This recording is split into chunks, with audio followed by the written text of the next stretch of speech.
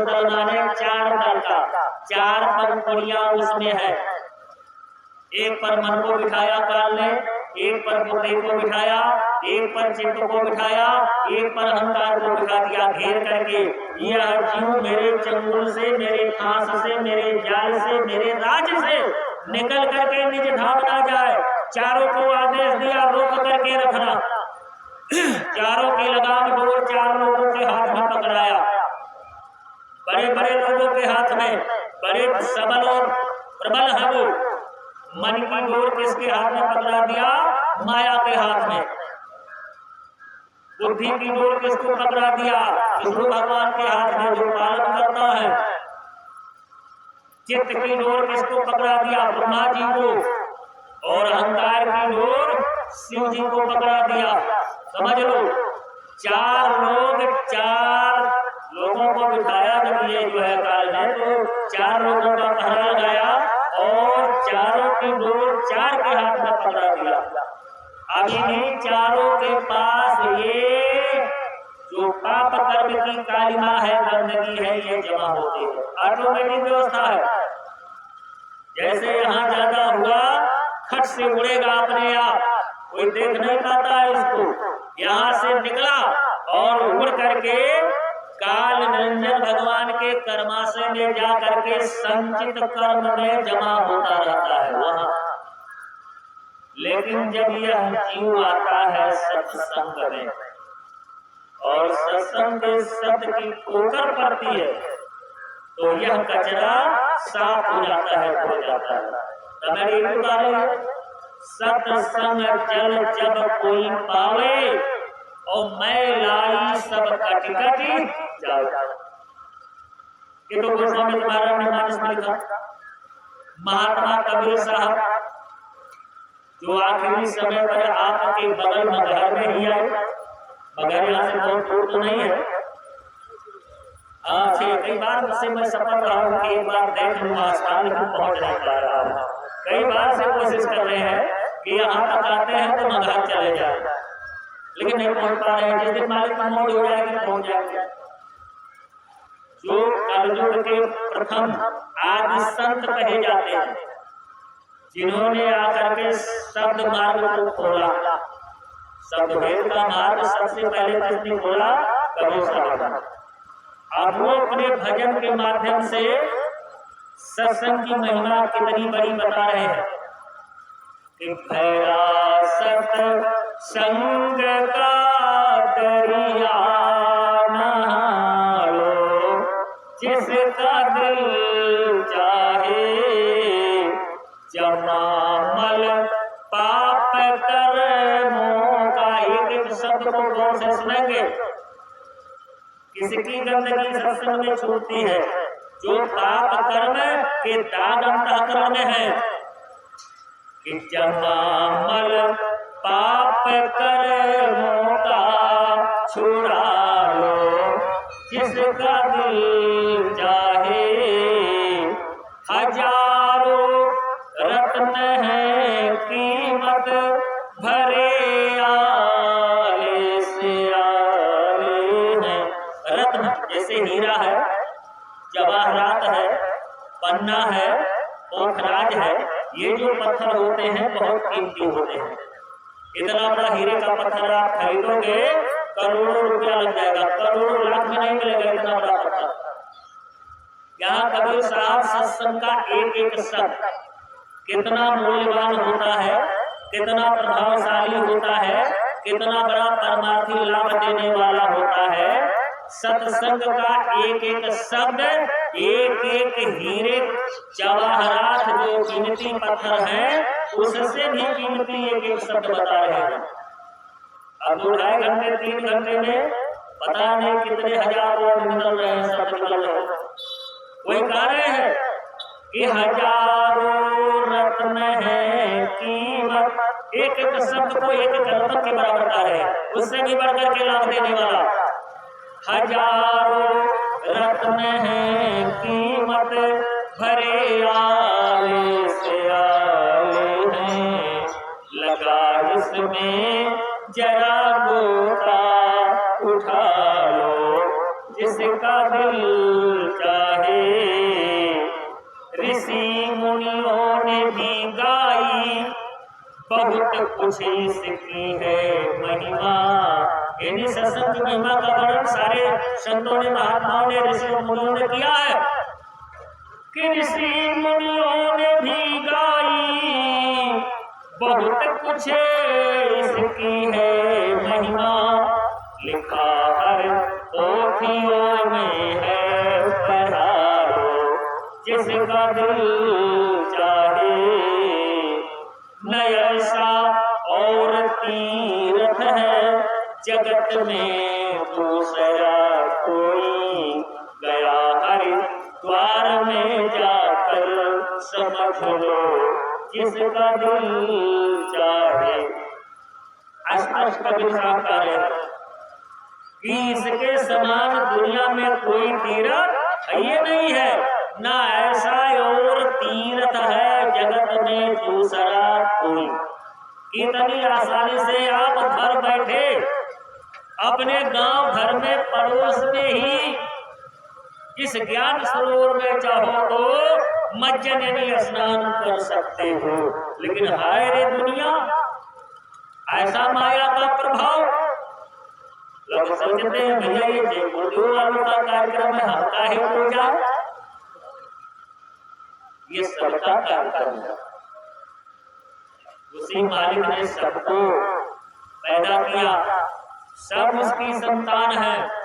वो अनादि महाप्रभु सीधे कह रहे हैं, सकल सृष्टि मोर उपजाया, सब पर मोर बराबर दाया। फिर आगे कुछ और कहा है, सब मम प्रिय सब मम उपजाए, तीन मह मनुज अधिक मोहि। जब मानव कोट पर जीवात्मा आती है तब दृष्टि को ये भी लगा करके बैठते हैं, खुद आकर के संदेशा देते हैं, बच्चों आ जाओ आ जाओ, क्योंकि इसी के अंदर रास्ता है। और जितनी शरीरें हैं, चाहे देवी देवताओं के मंडल में हो, चाहे यहाँ मृत्यु लोक में हो, अपने घर जाने का अगर रास्ता है तो केवल मानव शरीर के अंदर बना है। जिस दरवाजे से अपने घर निकल करके जाओगे, उस दरवाजे का नाम संतों ने क्या बताया है? 10वां द्वार।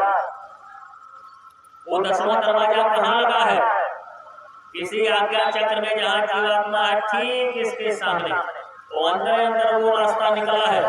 यहाँ से सीधे ऐसे निकल करके ब्रह्मांड के द्वारा अंदर अंदर निकल करके सत्यलोक को चला गया है, जिसका भेद महात्मा बताते हैं। एक गांव में एक भक्त रह रहा था, कोई जीवात्मा संत के चरण में रहने वाली भजनानंदी जी। तो एक दिन गांव के प्रेमियों को समझा रहे हैं। अब तमाम लोग पूछ रहे हैं, ये तू क्या उल्टा सीधा बता रही है, तेरी बात कुछ समझे में नहीं आ रहा। तो गांव वालों को सत्संग सुना रही, क्या कह रही है कि भाई हम तो अपने ससुराल जाएंगे, अपने सच्चे घर जाएंगे, अपने मालिक के पास जाएंगे। गांव वालों ने कहा कैसे जाओगे? अरे भाई, तीनस डोरी में बैठ करके जाना है कि कार में बैठ करके जाना है कि हवाई जहाज में जाना है? घोड़े पर बैठ करके। अरे कहा घोड़े पर बैठ करके? कहा हाँ, लेकिन वो घोड़ा ये नहीं है जो यहाँ 4 पैर वाला चलता है। कहा फिर कैसा घोड़ा है? अरे घोड़े के 4 पैर, चाहे लाल हो चाहे सफेद हो, तमाम घोड़े यहाँ। कहा वो घोड़ा बड़ा विचित्र है। कहा जरा बताओ उस घोड़े के बारे में, कैसा वो घोड़ा है और कैसे तू जाएगी, कहाँ जाएगी? अब जीवात्मा बता रहे हैं कि हमारे मनोराम ब्याहन जई है, सब घोड़े असवार रसना नाम भरू। तो जीवात्मा का रही शब्द का घोड़ा है। शब्द माने नाम का घोड़ा है, यदि नाम की डोर, वह शब्द ध्वनि जो निरंतर इसके अंदर आ रही है। 10वां द्वार और पीछे आत्मा, और दोनों के मध्य में वो आवाज रातों दिन उतर रही है। भगवान साहब इशारा कर रहे हैं, छड़ी लागी महलिया गगन गहराए। छड़ी लगी है शब्द ध्वनि की। रामायण में उसको लिखा है कि मधुर मधुर, बड़ी मीठी मीठी आवाज है वो, जितने सुनोगे उतने मस्त। कि मधुर मधुर गरजहि घन घोरा, ओहि पृष्ठ जन उपल कठोरा। मधुर मधुर आवाज आ रही है। कितनी प्रकार की आवाज बताई गई है? 9 प्रकार की। जोड़ लीजिए। 5 नाम का गुरु महाराज ने हमको आपको भेद दिया। पहले नाम में जोड़े की आवाज बताया सरकार ने, दूसरे नाम में भी जोड़े की आवाज डबल डबल, तीसरे में भी जोड़े की आवाज, लेकिन चौथे नाम में जोड़ा नहीं, सिंगल आवाज है, जो भगवान पर बजाते थे सिंगल आवाज, लेकिन 5वें में फिर डबल है जोड़े की आवाज। तो कितना कुल मिलाकर के हुआ? 4 दूनी 8। और यही चीज शिव पुराण के 26वें अध्याय में लिखा है। माता पार्वती को भगवान शंकर ने बताया। शिव पुराण के 26वें स्कंद का जो है मैं इस श्लोक सुना रहा हूँ। जब पार्वती जी ने कहा प्रभु आप रात दिन ऐसे बैठे हो, रहते हो समाधि, क्या करते हो? मैं उस मीठी आवाज को सुनता हूँ मधुर मधुर। कैसी आवाज? अरे कहा बड़ी सुंदर, बड़ी विमल, बड़ी मधुर और बड़ा लाभ देने वाली 9 प्रकार की ध्वनियां हैं। घोषम कांसयम श्रेयम घंटाम बीड़ा कंत्री स्वनम चटक रुंधवी संघ सप्तम पूर्णम मेघम गर्जितम। ये श्लोक है। नमम मेघम गर्जितम। ऐसी चीज को फिर महात्मा पल्लू साहब ने लिखा है भजन में कि कितनी मीठी वो आवाज है कि अनहद की धुनी प्यारी हो साधो, अनहद की धुनी प्यारी हो। कैसे सुनना है आपको? वेद को गुरु महाराज ने दिया, सारा तरीका बताया कि अनहद की धुनी प्यारी हो साधो, अनहद की धुनी प्यारी हो। आसन पदम लगा कर बैठो, मानव दान की बारी हो। चाहे सुखासन में बैठो चाहे पद्मासन। ये देखो जो हम बैठे हैं सुखासन है। पद्मासन तब होगा जब इस पैर को यहाँ रखेंगे और इसको उठा करके यहाँ, थोड़ा खलता है ना ज्यादा देर बैठने पर, अगर हमें लगता है, लेकिन सुखासन में तो हम लोग 3-3 घंटा बोल लेते हैं। तो कह रहे हैं ऐसे बैठो कि आसन पदम लगा कर बैठो, मानव कान की। बाहर का ये दरवाजा जो है कि बाहर से आवाज अंदर ना जा सके, पहले बाहरी आवाज को रोक लो। चश्म बंदो, फारसी में लिखा है, चश्म बंदो घोष बंदो लब बंद, गरन गिनी सिरे हक परमा पिखंड। इसकी हिंदी है, आंख कान मुंह बंद कर, नाम निरंजन ले, अंदर के पट जब खुले जब बाहर के पट देख। यही चीज है।